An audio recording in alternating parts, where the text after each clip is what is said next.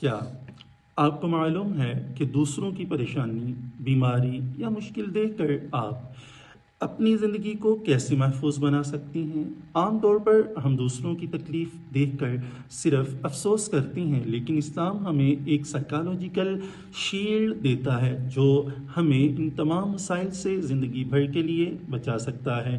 جامع ترمذی کی حدیث پاک 3431 میں نبی پاک صلی اللہ تعالیٰ علیہ وسلم نے ایک کمال کی دعا سکھائی۔ آپ صلی اللہ تعالیٰ علیہ وسلم نے فرمایا، جو شخص کسی مصیبت زدہ کو دیکھ کر یہ کہے الحمدللہ الذی عافانی مما ابتلاک بہ وفضلنی علی کثیر ممن خلق تفضیلا، یہ صرف ایک دعا نہیں بلکہ یہ ایک مائنڈ سیٹ شفٹ ہے۔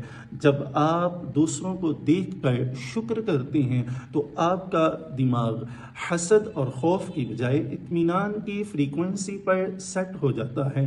آپ اللہ کی نعمتوں کو کاؤنٹ کرنا شروع کر دیتی ہیں اور یہی شکر گزاری آپ کے گرد ایک حفاظتی حصار یعنی پروٹیکشن وال بنا دیتی ہیں۔